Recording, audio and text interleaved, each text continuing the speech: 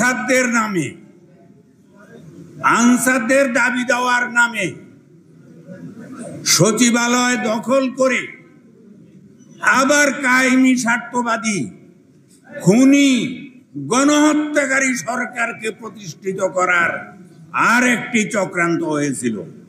এটিও আল্লাহর রহমতে এই চক্রান্ত নিশ্চিহ্ন হয়ে গেছে। এরপর তারা চেষ্টা করলো স্বাস্থ্য বিভাগের উপরে হস্তক্ষেপ করে ঢাকা মেডিকেল কলেজে সুতা নাতা ধরে গন্ডগোল পাকিয়ে স্বাস্থ্য সেবাকে বিঘ্নিত করে দেশে একটি অরাজক পরিস্থিতির সৃষ্টি করার চেষ্টা করা হয়েছে। সেটিও নস্যাৎ করা গেছে। এখন যেটি হচ্ছে তা হলো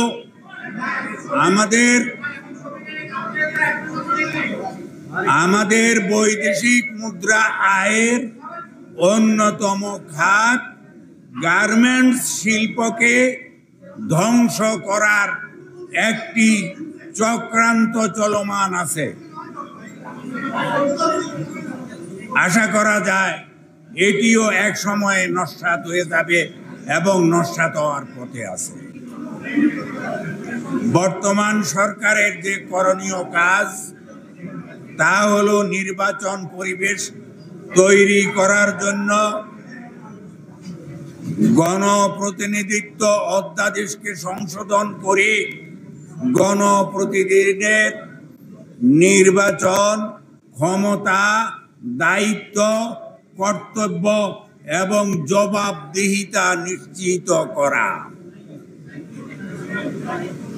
কোন গণপ্রতিনিধির কাজ এমন হতে পারে না যে তারা নিজের স্ত্রীর নামে, নিজের সন্তানের নামে, নিজের ভাইয়ের নামে, নিজের বোনের নামে, নিজের শালার নামে, নিজের শালির নামে লাইসেন্স করে টেন্ডার বাগিয়ে নিয়ে ব্যবসা করবে।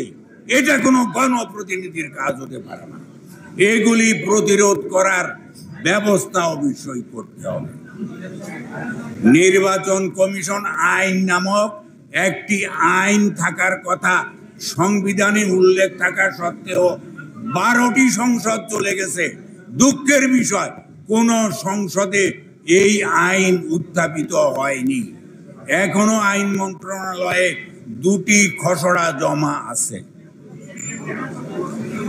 যদি হতো এই নির্বাচন কমিশনারদের নিয়োগ, যোগ্যতা, অযোগ্যতা, ক্ষমতার বর্ণনা, তাদের দায় দায়িত্ব, তাদের জবাবদিহিতা নিশ্চিত করা যেত। তা না করে বিগত এই খুনি এবং গণহত্যাকারী সরকার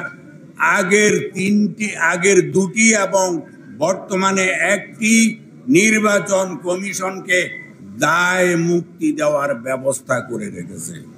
আমরা এর তীব্র নিন্দা জানাই এবং এই দায় মুক্তি কোনো অবস্থাতেই হবে না। তারা সংবিধান লঙ্ঘন করেছে। নির্বাচন কমিশন তারা তাদের শপথ ভঙ্গ করেছে। তারা যে শপথ ভঙ্গ করেছে এবং সংবিধান লঙ্ঘন করেছে, এই জন্য বাংলাদেশের মাটিতে অচিরেই তাদের বিচারের ব্যবস্থা করতে হবে। আমরা আশা করব এবং সহযোগিতা করব এই সরকারকে, যাতে তারা ভালো কাজ করে অতি দ্রুত জনপ্রতিনিধিদের হাতে ক্ষমতা হস্তান্তরের ব্যবস্থা করতে পারেন। সেই অপেক্ষায় আমরা থাকলাম। আসসালামু আলাইকুম ওয়া রাহমাতুল্লাহি ওয়া বারাকাতুহু।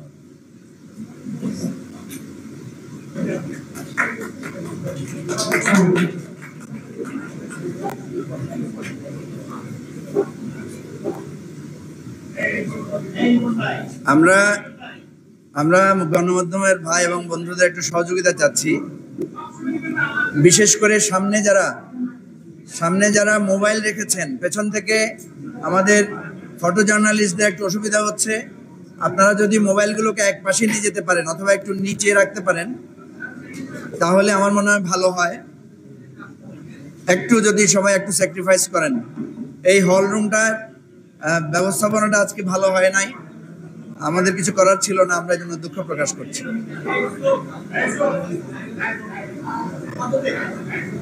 একটু প্লিজ ইশারা ইঙ্গিতে কথা বললে ভালো হয়, সাইন ল্যাঙ্গুয়েজ। আমি এখন সংক্ষেপে আজকের আলোচনায় বক্তব্য রাখার জন্য অনুরোধ করছি আমার বাংলাদেশ পার্টি এবি পার্টির সহকারী সদস্য সচিব এবং উইমেন উইংয়ের ইনচার্জ ব্যারিস্টার নাসরিন সুলতানা মিলিক।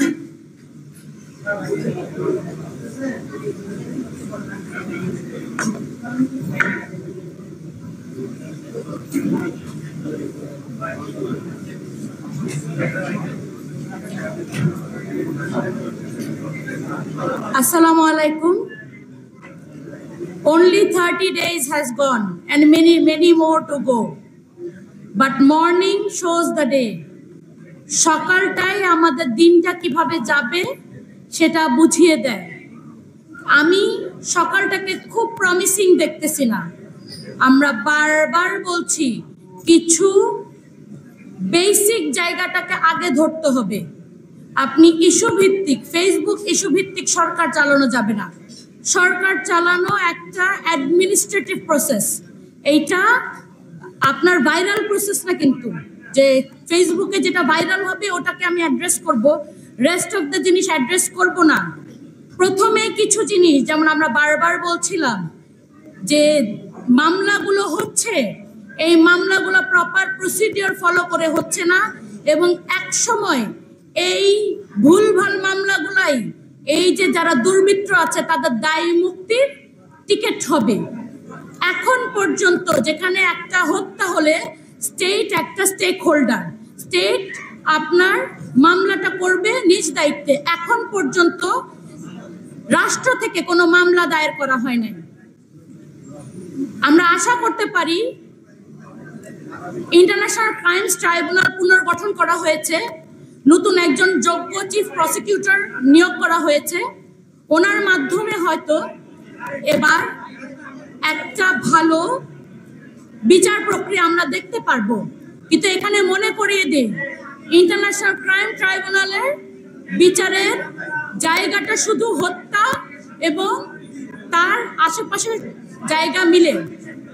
এখানে ফাইন্যান্সিয়াল ফ্রড, যেটা আমাদের বাংলাদেশের মেরুদণ্ড ভেঙে দিয়েছে, হাজার হাজার কোটি টাকা লুটপাট হয়েছে।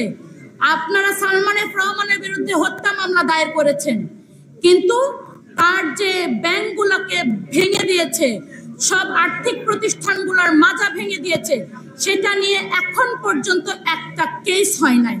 আপনারা বিচার বিভাগে যেটার জন্য এত লোক রক্ত দিয়েছে, এত ছাত্র রক্ত দিয়েছে, সেটার সাথে তামাশা হচ্ছে। আপনারা এখন পর্যন্ত একটা প্রপার ফাইন্যান্সিয়াল ফ্রড ইনভেস্টিগেশন করার জন্য কোনো কমিশন গঠন করেন নাই। আমি কোনো পজিটিভ স্টেপস দেখতে পাচ্ছি না, এবং আমরা এই এক মাসেই আশাহত কিছু কিছু ব্যাপার নিয়ে। তারপরও আশা রাখবো, প্রচুর রক্তের বিনিময়ে এখনো রক্তগুলোতে আপনাদের পা ডুবে আছে। ভুলে যাবেন না, রক্তে আপনাদের পা ডুবে আছে, সেখানে বসে আছেন। সুতরাং মাত্র 1 মাস গিয়েছে, হয়তো আরো অনেক দিন বাকি আছে, অনেক ঘন্টা বাকি আছে। সেই ঘন্টাগুলো কাজে লাগান। দলীয় স্বার্থ, নিজের বন্ধু বান্ধবের স্বার্থ উদ্ধারের আগে দেশের স্বার্থের কথা চিন্তা করেন, এবং আপনারা সরকারকে অনুরোধ করব যে আপনারা প্রপার কমিশন গঠন করে ফাইন্যান্সিয়াল ফ্রড, বিভিন্ন জায়গায় যে সিস্টেমিক ফ্রডগুলো হয়েছে, ইলেকট্রাল ফ্রড, এগুলা নিয়ে ওপেন, যেটাতে আপনি হয়তো 1 মাসে অথবা 2 মাসে একটা করে রিপোর্ট প্রকাশ করবেন, জনগণ যেন জানতে পারে যে অ্যাকচুয়ালি আপনি কি ইনভেস্টিগেট করছেন এবং সেটার রেজাল্ট কি। এইভাবে আপনারা ট্রান্সপারেন্সির সাথে ইনভেস্টিগেট করুন, জনগণকে সাথে রাখুন, আমাদেরকে দেখান আপনারা কি করছেন, এবং আশা করি আপনারা ঠিক পথে এগোবেন। ধন্যবাদ। ধন্যবাদ মিস্টার মিলিকে আমরা দেখলাম যে তিনি তার প্রত্যাশার আকারটা অনেক বড় ছিল বলে 1 মাসে অনেক কিছু চেয়েছে। আমি মনে করব যে 1 মাসে আমরা কি পেয়েছি সেটাও আমাদেরকে বলতে হবে বা বলার চেষ্টা করতে হবে। এই বন্ধুগণ, আমরা প্রথমে বলেছি যে এখনো আমাদের সহযাত্রী বন্ধুরা হাসপাতালে কাজ করছেন, এখনো রক্তের কষ্ট আমরা অনুভব করছি।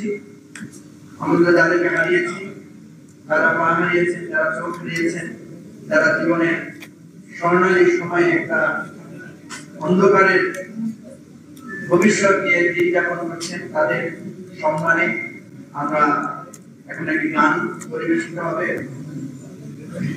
মোহিনী চৌধুরীর সেই বিখ্যাত মুক্তি ও মন্দিরের শোভন করে।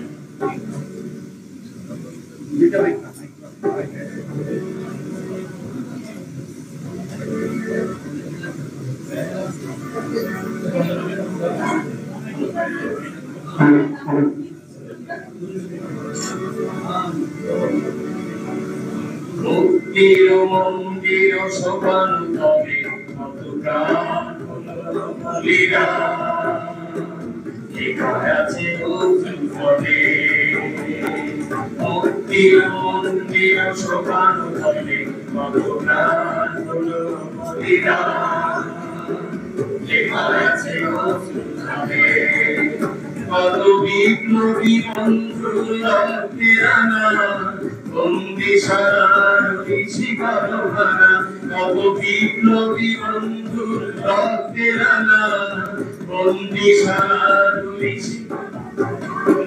তারা কি ফিরিবে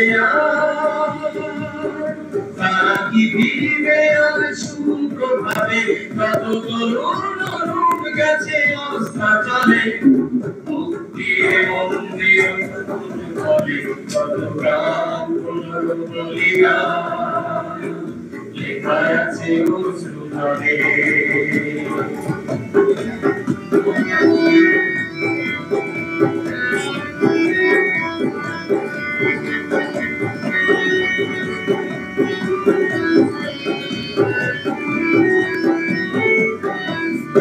তারা স্বর্গগত, তারা এখনো জানে স্বর্গের যে প্রিয় জন্মভূমি। এসো স্বরের প্রভের মহাদীক্ষা নবী। যারা স্বর্গগত, তারা এখনো জানে স্বর্গের যে প্রিয় জন্মভূমি। এসো স্বদেশ প্রভের মহাদীক্ষা নবী। সেই মৃত্যুঞ্জয়ের চরণ চুমি যারা জীর্ণ জাতির বুকে জাগালো আশা। মৌনময়ীর মুখে জাগালো ভাষা। যারা জীর্ণ জাতির বুকে জাগালো আশা। মৌনময়ীর মুখে জাগালো ভাষা। আজ রক্ত কমল গাথা, আজ রক্ত কমল গাথা বাল্যকালী। বিগড়ে লক্ষ্মী দেবে তলে বিগড়ে মুক্তির মন্দির শোভান করে কত প্রাণ বলিরা লেখা আছে অশ্রুধরে। মুক্তির মন্দির শোভান করে কত প্রাণ বলিরা লেখা আছে অশ্রুধরে। কত বিপ্লবী বন্ধুর রক্তে রাঙা বন্দিশালার শিকল ভাঙা। কত বিপ্লবী বন্ধুর বন্দিশালার তারা কি ফিরিবে তারা কি ফিরিবে আর সুপ্রভাতে। কত তরুণ গেছে অস্তাচলে মুক্তির মন্দির শোভান করে কত প্রাণ বলিরা লেখা আছে অশ্রুধরে। মুক্তির মন্দির শোভান করে কত প্রাণ বলিরা লেখা আছে অশ্রুধরে। লেখা আছে অশ্রুধরে। লেখা আছে অশ্রুধরে। Thank you. শুধু অশ্রু জলে লেখা নেই, আমাদের রক্তের অক্ষরেও এই ত্যাগ এবং এই বেদনার কথা লেখা থাকবে। এবং আমাদের স্বপ্নগুলো যাতে মুছে না যায়, আমাদের স্বপ্নগুলো যাতে কখনো হারিয়ে না যায়, সেজন্য আমরা পর্যালোচনা করবো, আলোচনা করবো, প্রতিবাদ করবো, সংগ্রাম করবো, আমাদের লড়াই আমরা অব্যাহত রাখবো। এই আমাদের আজকের অঙ্গীকার। প্রিয় বন্ধুগণ, যে সমস্ত ছাত্রদের অভিলাষী সংগ্রামে আমরা এই মহান অর্জন করেছি, সেই ছাত্রদের পক্ষ থেকে এখন আমি বক্তব্য রাখার জন্য অনুরোধ করছি বাংলাদেশ ছাত্র পক্ষের আহ্বায়ক প্রিন্স মোহাম্মদ প্রিন্স, ঢাকা বিশ্ববিদ্যালয়ের শিক্ষার্থী মোহাম্মদ প্রিন্স। বিসমিল্লাহির রহমানির রহিম।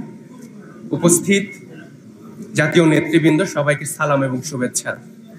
আমি আমার বক্তব্যের প্রথমেই শ্রদ্ধার সাথে স্মরণ করছি ছাত্র জনতার গণ অভ্যুত্থানে নিহত শিক্ষার্থী, জনগণ এবং সর্বোপরি বাংলাদেশের মানুষদের। আমরা দেখেছি গত 15 বছর কি দুঃশাসনের ভিতর দিয়ে বাংলাদেশ রাষ্ট্রটি গিয়েছে। হাজারো মায়েরা তাদের সন্তান হারিয়েছে, বোনেরা তাদের ভাই হারিয়েছে, স্ত্রীরা তাদের স্বামী হারিয়েছে। শত রক্ত এবং ত্যাগের বিনিময়ে বাংলাদেশ রাষ্ট্রটি দ্বিতীয়বার স্বাধীন হয়েছে।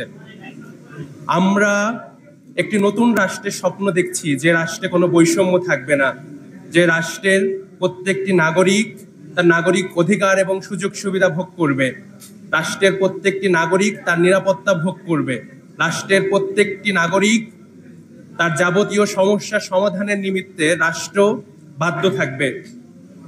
আমরা বারংবার দেখেছি এই রাষ্ট্রে যখনই যারা ক্ষমতায় চেপে বসেছে, জনগণের অধিকার তারা হরণ করেছে। আমরা নতুন সরকারের কাছে প্রত্যাশা করি যে এই রাষ্ট্র জনগণের হাতে তুলে দেওয়ার, জনগণ যে লড়াই সংগ্রামের মাধ্যমে একটি নতুন বাংলাদেশ তৈরি করেছে, আমরা এটিকে বলতে চাই আমাদের দ্বিতীয় প্রজাতন্ত্র, the second Republic of Bangladesh. আমরা সুনির্দিষ্টভাবে কিছু দাবি দেওয়া তুলে ধরতে চাচ্ছি যে এই রাষ্ট্রের জনগণের অধিকার নিমিত্তে রাষ্ট্র কার্যকর পদক্ষেপ নিবে।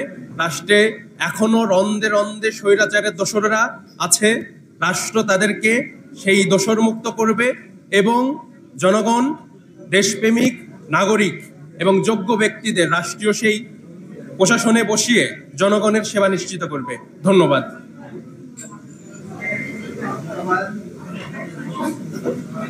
আমাদের এই তরুণ এবং যুবকরা অসাধ্য সাধন করেছে, এখন তাদের প্রতিনিধি হিসেবে আমি সংক্ষেপে বক্তব্য রাখার জন্য অনুরোধ করছি এবি যুব পার্টির সংগ্রামী আহ্বায়ক জনাব সাদাতুল্লাহ।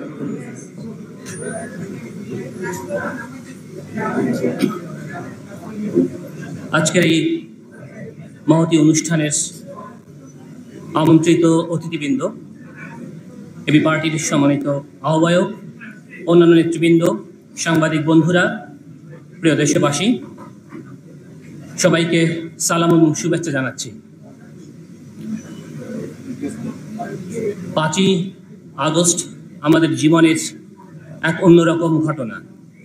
আমি ব্যক্তিগতভাবে রাজপথে এই আন্দোলনে সম্পৃক্ত থাকার কারণে, বিশেষ করে যাত্রাবাড়ি, যেটিকে আন্দোলনের চরম পর্যায়ে বলা হয়ে থাকে, 5 তারিখে যখন আমরা শুনছিলাম সেনাপ্রধান জাতির উদ্দেশ্যে বক্তব্য দিবেন, এক ধরনের আশা আমাদের মধ্যে কাজ করছিল। রায়েরবাগ এবং শনিয়াকড়া থেকে মিছিল সহ যখন আমরা আসছিলাম যাত্রাবাড়ির দিকে, যাত্রাবাড়ি থানার কাছে আসতেই যে বিভৎস দৃশ্য অবলোকন করেছি সেটি ভুলবার নয়। যার ভিডিও ফুটেজ আপনারা অনেকেই দেখেছেন, গা শিউরে ওঠা ঘটনা। যে ঘটনাটি আমাদের মহান মুক্তিযুদ্ধের পাকিস্তানি হানাদার বাহিনীর নৃশংসতাকেও কিছুক্ষণ সময়ের জন্য হার মানিয়ে দেয়।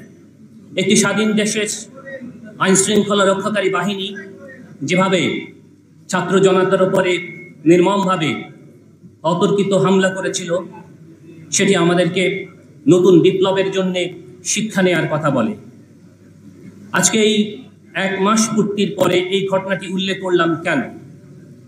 উল্লেখ করলাম এজন্যে যে এই দায়গুলো রয়েছে আজকে যারা নতুন সরকার গঠন করেছেন তাদের। আজকে আমাদের উপদেষ্টারা কেউ কেউ বলে থাকেন, আমি প্রথমেই দুঃখ প্রকাশ করছি যদি আমার কথা একটু তিক্ত হয়ে থাকে, উপদেষ্টারা কেউ কেউ বলেছেন যে গণতান্ত্রিক দেশে সকল দলের রাজনীতি করবার অধিকার রয়েছে। আমি একজন রাজনৈতিক কর্মী হিসেবে মনে করি প্রত্যেকটি মানুষেরই রাজনীতি করবার অধিকার রয়েছে। গত 16টি বছর যেভাবে আমাদের কণ্ঠকে রুদ্ধ করা হয়েছিল, আমরা সেই অগণতান্ত্রিক প্রক্রিয়ায় কারো কণ্ঠকে রুদ্ধ করে দিতে চাই না। কিন্তু 5 তারিখে, শুধুমাত্র 5 তারিখে যাত্রাবাড়িতে যে বিভৎস হত্যাকাণ্ড ঘটিয়েছিল আওয়ামী শাসকরা, যেই বেনিয়া গোষ্ঠীকেও, পাকিস্তানি হানাদার বাহিনীকেও পরাজিত করে তাদের সেই বর্বরতাকে ম্লান করে দিয়ে আওয়ামী লীগ যেই ঘটনা ঘটিয়েছিল তার বিচার না হওয়া পর্যন্ত তাদেরকে রাজনীতি করতে দেয়া, এটি কোনো গণতান্ত্রিক রাষ্ট্রের নিয়ম হতে পারে না।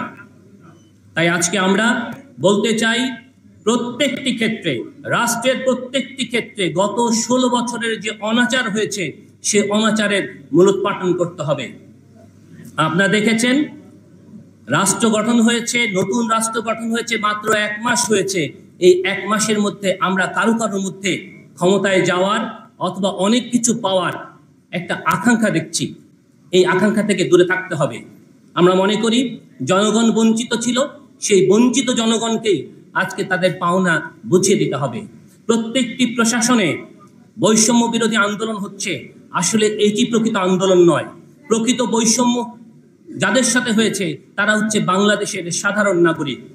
বাংলাদেশের সেই সাধারণ নাগরিকরা আজকেও ট্রাফিক জ্যামে আক্রান্ত, সেই সাধারণ মানুষেরা আজকেও দ্রব্যমূল্যের ঊর্ধ্বগতিতে হাঁসফাঁস করছে। সেই সাধারণ মানুষদের স্বাস্থ্যের সুবিধা পাওয়া যাচ্ছে না, শিক্ষার সুবিধা পাওয়া যাচ্ছে না। তাই এই মৌলিক চাহিদাগুলোর আগে পূরণ করতে হবে। এরপরে আপনি কর্মকর্তাদের প্রমোশন, সুযোগ সুবিধা সেগুলো করবেন। আমি অনুরোধ করব, এই 1 মাসে যুব সমাজের প্রত্যাশা হচ্ছে যে স্বপ্ন নিয়ে আমরা আন্দোলন করেছি সেই স্বপ্নের যাতে আমরা আঘাতপ্রাপ্ত না হই। আজকের বাংলাদেশের মানুষ সবাই মিলে আসুন, আমরা এই সরকারকে সহযোগিতা করি এবং সবাইকে বলবো সাধারণ মানুষের, সেই মোটে মজুর মানুষের, সেই রিকশাওয়ালার অধিকারটি আগে নিশ্চিত করার জন্য সর্বাত্মক চেষ্টা করি, তাদেরকে অগ্রাধিকার দেই। ধন্যবাদ সবাইকে। ধন্যবাদ। এখন আমি বক্তব্য রাখার জন্য অনুরোধ করছি একেবারে সম্মানিত মহোদয় যারা আমি নাম করব অতি সংক্ষেপে, কারণ আমাদের বিষয়ের দিকে খেয়াল রাখতে হবে। বিসমিল্লাহির রহমানির রহিম। সাইদ এবং মুগ্ধের রক্ত দিয়ে গড়া নতুন বাংলাদেশে আপনাদের সবাইকে স্বাগত। আজকে টপিক হয়েছে কেমন ছিল 30 দিন। আমি শুধু এইটুকুনি বলবো, এই 30 দিনে অন্তত আর যাই হোক আওয়ামী দুঃশাসন থেকে আমরা মুক্ত হয়েছি। এই 30 দিনে আমরা এইটুকু নিশ্চিত করে বলতে পারি, আর যাই হোক সত্য কথা বলার জন্য, মানুষের পক্ষে কথা বলার জন্য আমির খসরু মাহমুদ ভাইকে আর জেলে যাওয়ার চিন্তা করতে হয় না। এই 30 দিনে এটুকু চিন্তা করতে হয়, মানুষের অধিকার আদায়ের কথা বলার জন্য মুজিবুর রহমান মঞ্জুকে রাস্তায় গুলি খাওয়ার ভয় থাকে না। আমাদের কাছে স্পষ্ট হয়ে গেছে। এই 30 দিনে আমি যখন থানায় গিয়েছি, আমি দেখেছি থানার পুলিশরা এখন আর কাজের কথা বলে তাদের দায়িত্ব পালন করেই সঙ্গে সঙ্গে টাকা চায় না। আমি থানায় গিয়ে দেখেছি ওসি কিংবা এসিরা এখন আর দম্ভ করে বলে না আমরা ছাত্র অবস্থায় এই লিগ করতাম, অমুক লিগ করতাম। আমরা আজকে হয়তো এই 30 দিনে আমাদের কাছে এই সরকারের কাছে প্রত্যাশা, অনেক প্রত্যাশা আমাদের থাকতেই পারে। আমি শুধু এই সরকারের কাছে একটি দাবি করব, এই 30 দিনে আমার প্রত্যাশা ছিল যে সকল শহীদেরা শহীদ হয়েছেন এই আগস্ট বিপ্লবে, এই শহীদদের একটি সঠিক তালিকা প্রণয়ন করা দরকার ছিল। আমি মনে করি যারা আহত হয়েছেন কিংবা চোখ হারিয়েছেন, হাত পা হারিয়েছেন, তাদের প্রত্যেকটি সদস্যকে, তাদের প্রত্যেকটি কর্মীকে সরকারের নিজ দায়িত্বে, নিজ ব্যবস্থাপনায় তাদের ভরণ পোষণ চিকিৎসার দায়িত্ব নেওয়া প্রয়োজন মনে করেছিল। এরকম আরো বহু প্রয়োজন আমরা মনে করি। আমাদের প্রত্যাশা আছে, আমরা জানি 30 দিনে না হোক 60 দিনে হোক বা তার চেয়ে বেশি দিনের প্রত্যাশা পূরণ হবে। তার চেয়ে বড় প্রত্যাশা হচ্ছে আমরা আওয়ামী দুঃশাসন মুক্ত বাংলাদেশ পেয়েছি, এটাই হচ্ছে আমাদের সর্বোচ্চ প্রত্যাশা। সবাইকে ধন্যবাদ। আসসালামু আলাইকুম রহমতুল্লাহ। এখন সংক্ষেপে অনুভূতি এবং পর্যালোচনা উপস্থাপন করার জন্য অনুরোধ করছি একেবারে অন্যতম যোগ্য আহ্বায়ক, যিনি আহত ছাত্রদের শুরু থেকেই সবসময় পাশে ছিলেন এবং আমাকে যখন রিমান্ডে নেওয়া হয়েছিল, যার ঠিকানা এবং যার তাকে ধরার জন্য বারবার চেষ্টা করেছিল পুলিশ, আমাদের সেই মানবতার ফেরিওয়ালা ডাক্তার আব্দুল ওহাব বিনান, বিসমিল্লাহির রহমানির রহিম। প্রিয় সাংবাদিক বন্ধুরা, মেহমান এবং প্রিয় দেশবাসী, বিদেশ থেকে যারা শুনছেন, আসসালামু আলাইকুম। আপনারা এখানে মিডিয়ার যে ক্যামেরাগুলো এসেছে আপনারা খেয়াল করেন। কেন এসেছেন আপনারা? শুধু জানতে যে জাতীয় পর্যায়ের যে আমাদের নেতৃবৃন্দ রয়েছেন তারা এই 1 মাসের মূল্যায়ন কিভাবে করেন। কারণ অন্তর্বর্তীকালীন যে সরকার, এটা কোনো রাজনৈতিক সরকার না, তাদের অনেক দুর্বলতা থাকবে, তারা অনেক সিদ্ধান্ত নিতে ভুল করতে পারে। সেইটাকে শুদ্ধে দেওয়ার জন্য আজকে এবি পার্টির এই আয়োজন। প্রিয় বন্ধুরা, একটা সাপদ সংকুল জঙ্গল ছিল যেখানে বাঘ, হরিণ, চিতাবাঘ, কুমির, জলহস্তি এগুলো ছিল, সেইটাকে শূন্য করা হয়েছে। এখন অন্তর্বর্তীকালীন সরকারের সিদ্ধান্ত নিতে হবে কত তাড়াতাড়ি এখানে আপনি ফলজ গাছ লাগাবেন, ফুল গাছ লাগাবেন, ভুট্টা চাষ করবেন না ধান চাষ করবেন। এই সিদ্ধান্ত আপনাকে নিতে হবে। এই সিদ্ধান্ত নেওয়ার জন্য আপনাদেরকে ওখানে এই 18 কোটি মানুষ আপনাদেরকে বসিয়েছে। ছাত্র জনতার যে রক্ত দিয়েছে, এখন আহত, এটা আপনারা সকলে জানেন। কাজে সেই ব্যাপারে আমি কিছু বলতে চাই না। অর্জন কি? অনেক অর্জন। সেটা হচ্ছে যে আমাদের আহ্বায়ক মহোদয় বলেছেন যে বিচারিক কূ হওয়া শুরু করেছিল, ক্যান্টনমেন্টে কূ হওয়া শুরু করেছিল, অনেক ধরনের চক্রান্ত চলছিল। সেই চক্রান্তগুলোকে এই সরকার অত্যন্ত সফলতার সাথে হটিয়ে দিয়েছে। একটু আগে যে আমাদের নাজমুল ভাই বললেন যে এখন আমাদের থানায় গেলে পর আর চিন্তা করতে হয় না, মোবাইল কেউ চেক করে না, আমরা বাসায় ঘুমাতে পারি। এগুলো তো অর্জন। আপনাকে অর্জনও দেখতে হবে কি কি অর্জন আছে। কাজেই আমি একজন চিকিৎসক হিসেবে, মনোরোগ বিশেষজ্ঞ হিসেবে বলতে চাই স্বাস্থ্য খাতের কথা। আমরা খেয়াল করেছি যে আওয়ামী লীগের যে বিভিন্ন লেয়ার, একটা সুশীল লেয়ার আছে তাদের, যারা প্রতি মিনিটে তাদের জার্সি চেঞ্জ করতে পারে।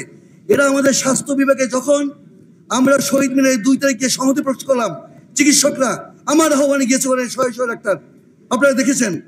পরের দিন শেখ হাসিনা এই লেসপেন্সার ওখানে গিয়ে তারা আমাদের এগেইনস্টে কথা বলেছে, 5 তারিখ যদি পৃথিবীতে না আসতো আমরা কবরে থাকতাম। তারা এখন নামে বেনামে আবার আমাদের স্বাস্থ্য মহাপরিচালকের আশেপাশে ঘুরঘুর করছে। এইটা তো আমরা হতে দিতে পারি না। যেহেতু মিস্টার নাহিদ এবং মিস্টার আসিফ তারা ছাত্র অবস্থায় উপদেষ্টা হতে পারে, দেশকে 2টা ভাগে আমরা চিন্তা করব। একটা হচ্ছে জেনোসাইডের পক্ষে, আর একটা হচ্ছে জেনোসাইডের বিপক্ষে। যারা জেনোসাইডের পক্ষে ছিল তাদেরকে আমরা কোথাও দেখতে চাই না। প্রয়োজনে 5th রেস্টুরেন্ট ওখানে গিয়ে স্বাস্থ্য মন্ত্রণালয় চালাবে, কিন্তু জেনোসাইডের পক্ষে যারা কথা বলেছে তাদের, যারা হাসপাতালে আমাদেরকে ঢুকতে দেয়, একটা অ্যাম্বুলেন্স পাই না আমরা। সরকারি বেসরকারি সকল হাসপাতালে তারা লকডাউন দিয়েছে, আমাদেরকে ঢুকতে দেয় নাই। এটা আল্লাহর অশেষ রহমত। এই ছাত্র জনতার যে অভ্যুত্থান হয়েছে, আজকে আমরা কথা বলতে পারি।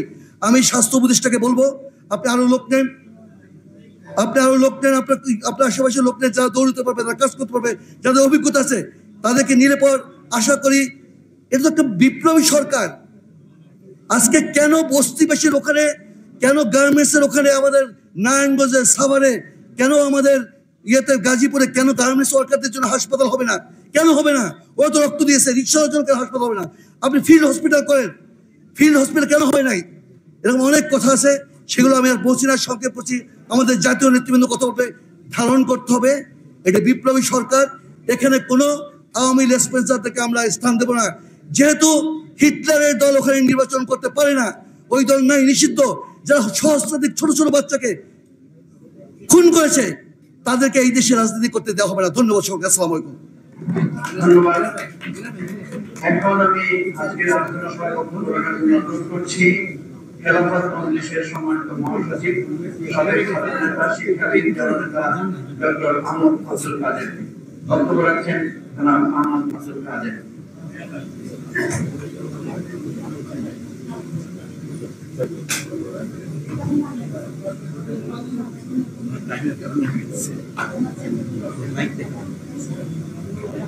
বিসমিল্লাহির রহমানির রহিম।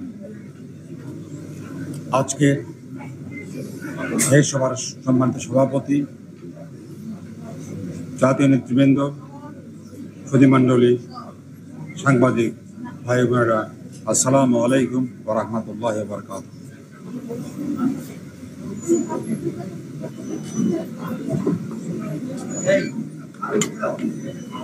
আজকে আলোচনার বিষয় হচ্ছে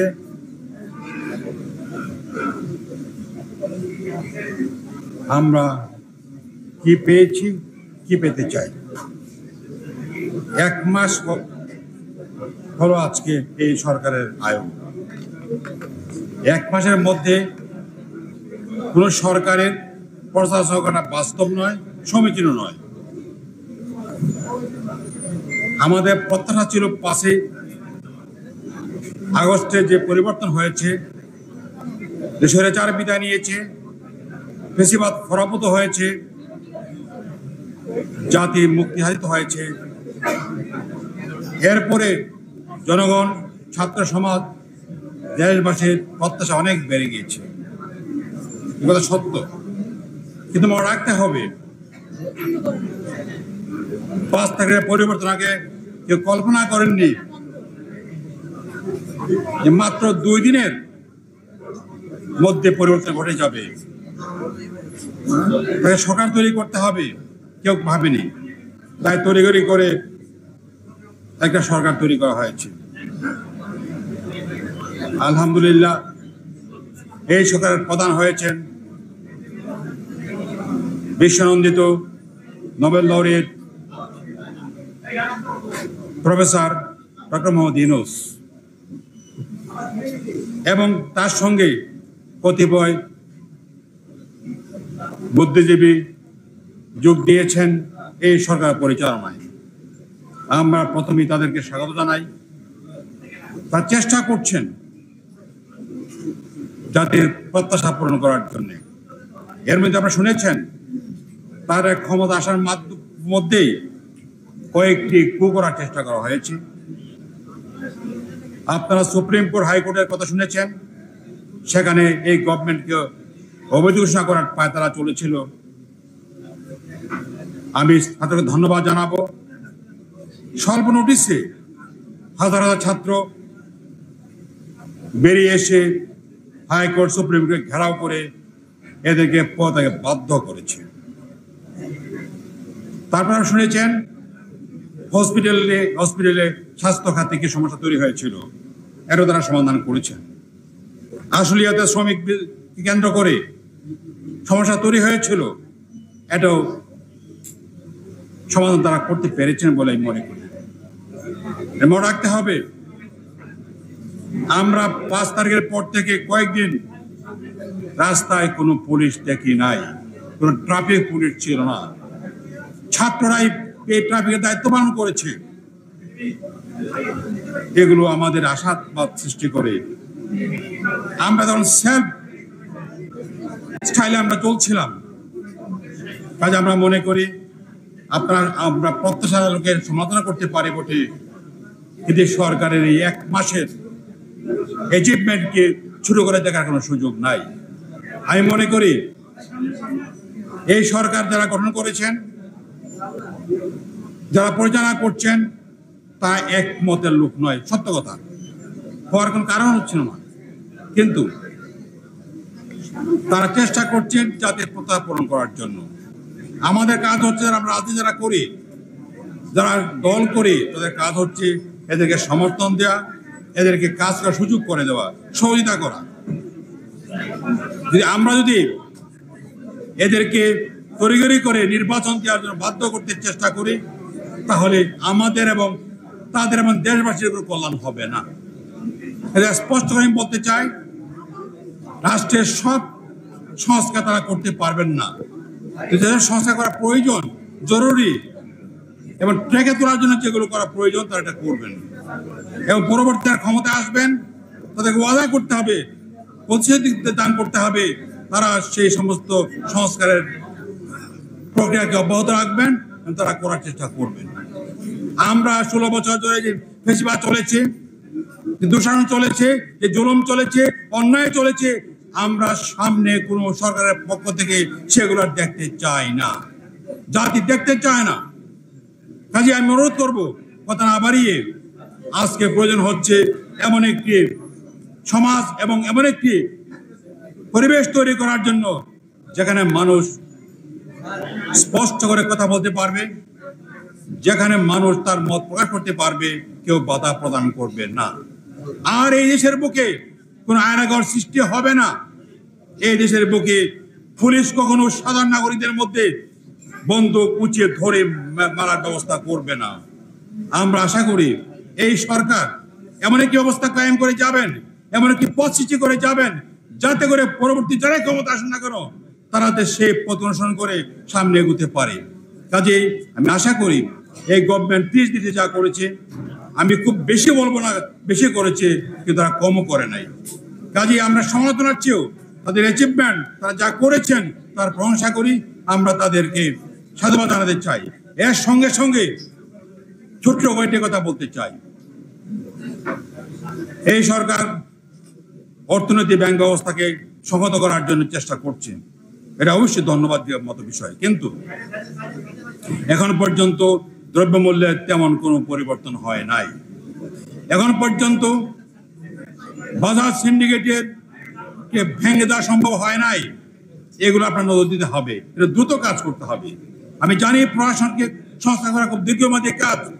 এখনো খুনিদের, এখনো ফেসিবাদের দূষররা ক্ষমতার বিভিন্ন জায়গায় বসে আছে।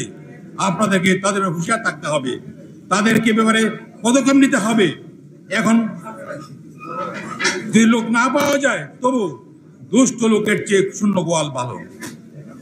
এখনো কিছু জায়গাতে সেই দুষ্ট লোকেরা রং বদলিয়ে বসে আছে, সেগুলো নজর দিতে হবে।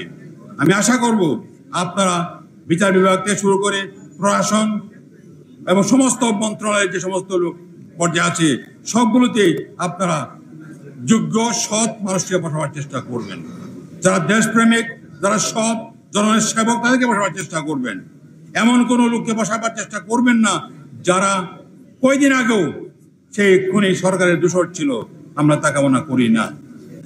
আমি জানি সর্বত্র আজকে ঘা সৃষ্টি হয়েছে, কাজে চট করে সব বদলানো যাবে না। তারপরেও বড় বড় দৃশ্যমান যে বিষয়গুলো আছে সেগুলোতে দ্রুততার সঙ্গে পদক্ষেপ নিতে হবে। ইতিমধ্যে আপনারা নিয়েছেন, ধন্যবাদ জানাচ্ছি আপনাদেরকে। আপনারা নেওয়ার চেষ্টা করতে হবে। সাথে সাথে আমি স্পষ্ট করে বলতে চাই, শিক্ষা ব্যবস্থার ব্যাপারে, শিক্ষা ব্যবস্থার জাতীয় মেরুদণ্ড, শিক্ষার ব্যাপারে আপনারা যে পদক্ষেপ নিয়েছেন এটা যথেষ্ট নয়। আপনারা আগের সিটে ফিরে গেছেন। আমরা এটা চাই না। আমরা চাই একটা সমন্বয় ধর্মী, জাতীয় আদর্শ, বিশ্বাস ভিত্তিক, নৈতিকতা সম্পন্ন, দক্ষতা সম্পন্ন লোক তৈরির উদ্দেশ্যে একটি শিক্ষা ব্যবস্থা চালু করা। আপনাদেরকে দ্রুত শিক্ষা গবেষণা গ্রহণ করতে হবে। পূর্বের সমস্ত গবেষণাকে বাতিল করে দিয়ে নতুন শিক্ষা গবেষণার মাধ্যমে আপনারা শিক্ষানীতি করার জন্য ব্যবস্থা নিতে হবে। এটা খুব জরুরি বিষয়, যে আপনাদেরকে এড়িয়ে যাওয়ার সুযোগ নেই। তা আমি যেহেতু নেই পড়াতে যাচ্ছি না, আমি আপনাদেরকে ধন্যবাদ জানাচ্ছি, এই সরকারকে ধন্যবাদ জানাচ্ছি। তাদেরকে এমন কথা বলা উচিত নয় যে কথা তার আদর্শিক দিক ফুটে ওঠে, যেটা আমরা চাই না। আমরা চাই আপনারা নিরপেক্ষ, আপনারা সভ্য নিরপেক্ষ থাকবেন। আপনারা রাজনীতির মতো কথা বলার প্রয়োজন নাই। আপনাদেরকে কাজ করতে হবে, জাতির আশা প্রত্যাশা পূরণ করতে হবে, তাহলে জাতি মুক্তির পথ পাবে। এই বিপ্লবের, আগস্ট বিপ্লবের যে স্বপ্ন, প্রত্যাশিত স্বপ্ন, যে বাস্তবায়ন হবে। আপনাদের সবাইকে ধন্যবাদ। আসসালামু আলাইকুম ওয়া রাহমাতুল্লাহি ওয়া বারাকাতুহু। আমরা খুবই দুঃখিত যে এখানে হলে এয়ার কন্ডিশনগুলো কাজ করছে না, কিংবা আমরা তো এখন সেগুলাস ভাবতে চাই না, কিন্তু যেহেতু নসরুল হামিদ মিলনায়তন সেই মানটা এখনো রয়ে গেছে, সেজন্য আমরা আশঙ্কা করছি যে কর্তৃপক্ষের একটু সহযোগিতা চাই। এখানে সাংবাদিক বন্ধুবান অতিথিদের খুবই কষ্ট হচ্ছে। আপনারা প্লিজ একটু এয়ার কন্ডিশনগুলো দ্রুত চালু করুন। এখন পরিস্থিতির কারণে আমাদেরকে খুব সংক্ষেপে বক্তব্য রাখার জন্য অনুরোধ করব। বক্তব্য রাখছেন কর্নেল মিয়া মোহাম্মদ মশিউজ্জামান, আহ্বায়ক গণঅধিকার পরিষদ।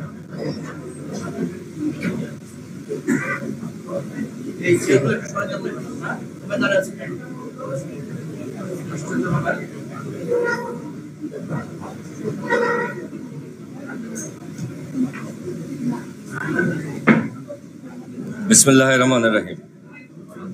আজকের এই অনুষ্ঠানের আমন্ত্রিত অতিথিবৃন্দ, শুধু সাংবাদিকবৃন্দ, আসসালামু আলাইকুম। আমি খুব সংক্ষেপে আমার বক্তব্য পেশ করছি।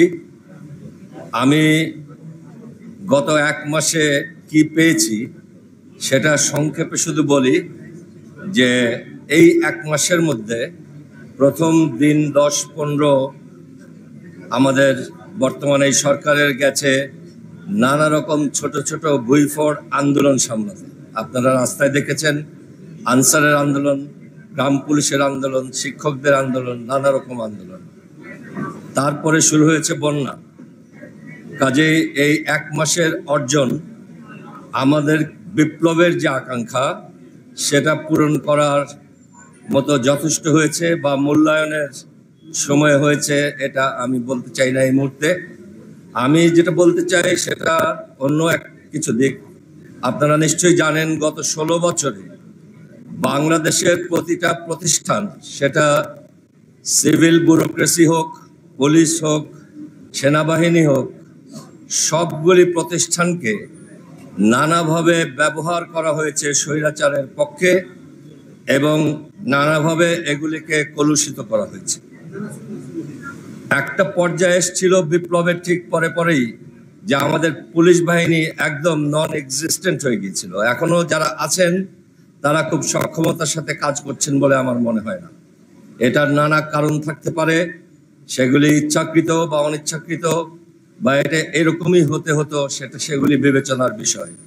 সেনাবাহিনীর মধ্যে অনেক অফিসারকে ব্যবহার করা হয়েছে গুম, খুন, আয়নাঘর ইত্যাদি চালানোর জন্য, এবং সেটারও সংখ্যা একেবারে ছোট না, আবার বিরাট আকারেও না। পুরা ব্যাপ্তিটা আমরা বাইরের থেকে কতটা বুঝি কতটা না বুঝি সেটা একটা বড় প্রশ্ন। আপনারা যদি সচিবালয়ে আসেন, সচিবালয়ের যে সিভিল প্রশাসন সচিবালয়ে ঢাকায় বা বিভিন্ন জেলায়, সেখানে কতজন এই প্রশাসনিক কর্মকর্তারা কলুষমুক্ত আছেন সেটা এখনো নির্ণয় করা হয়নি।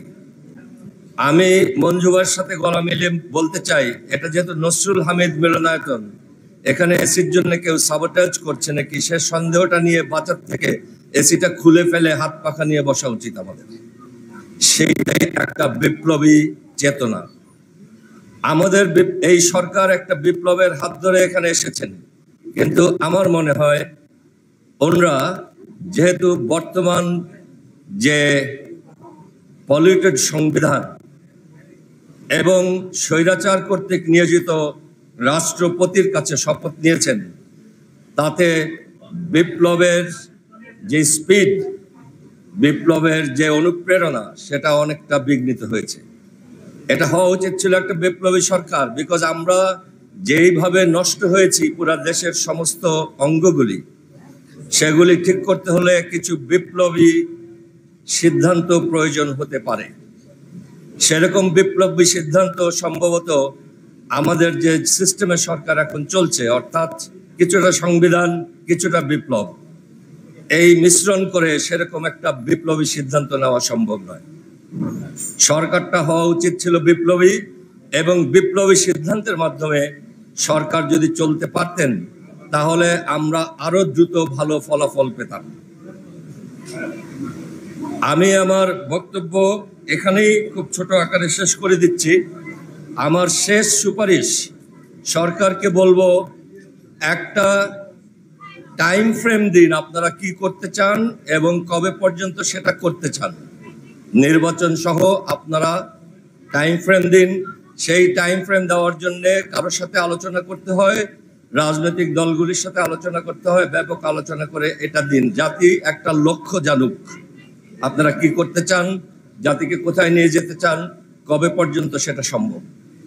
আর যেগুলি প্রতিষ্ঠানগুলি আছে সেখানে প্রাতিষ্ঠানিক একটা তদন্ত চালু করেন, যাতে কারা দোষ করেছে, কারা স্বৈরাচারের সঙ্গ কতটুকু দিয়েছে সেটা নির্ণয় করা যায়। এই তদন্ত টিমগুলির সাথে আপনারা প্রাতিষ্ঠানিকভাবে করেন, সাথে বাইরের অবজারভার লাগান। যেমন সেনাবাহিনীতে তদন্ত হচ্ছে, পুলিশ বাহিনীতে তদন্ত হচ্ছে, সচিবালয়ে তদন্ত হচ্ছে। আপনারা ছাত্র জনতা থেকে এখানে মনিটর নিয়োগ করুন, যাতে তারা জানতে পারে কি তদন্ত হচ্ছে, কি বের হচ্ছে, প্রতিনিয়ত তারা দেশবাসীকে জানাতে পারে কি হচ্ছে।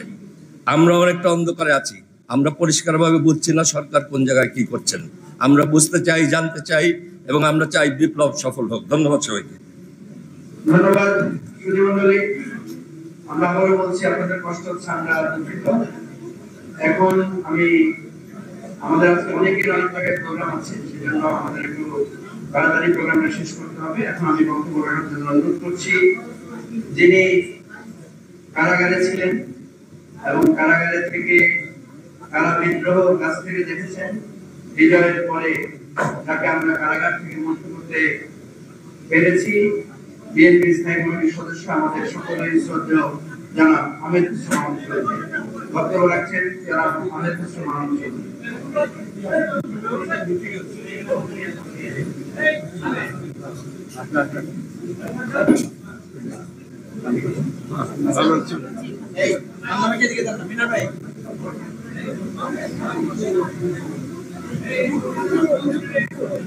বিসমিল্লাহির রহমানির রহিম।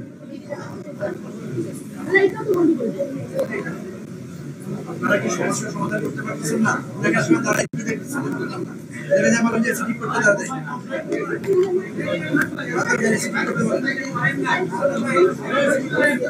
হ্যাঁ?